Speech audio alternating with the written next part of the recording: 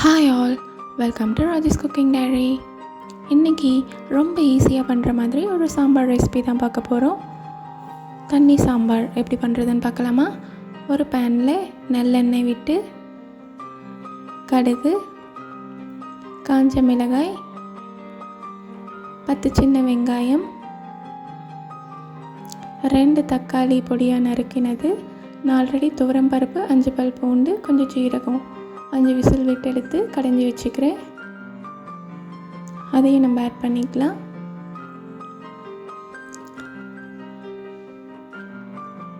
தேவைக்கேற்ப உப்பு, 1/2 டீஸ்பூன் பெருங்காயத்தூள், கருவேப்பிலை, புதினாவையும் ஆட் பண்ணிக்கலாம்.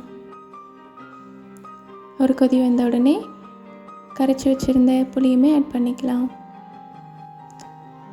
பாருங்கள், சுவையான தண்ணி சாம்பார் ரெடி ஆகிடுச்சு. இந்த சாம்பார் எல்லாருமே விரும்பி சாப்பிட்ற மாதிரியான ஒரு சாம்பார். கண்டிப்பாக நீங்களும் ஒரு வாட்டி ட்ரை பண்ணி பாருங்கள். இது போல் வீடியோஸ் பார்க்கணுன்னா என்னுடைய சேனலை சப்ஸ்கிரைப் பண்ணிக்கோங்க. தேங்க்யூ, பாய்.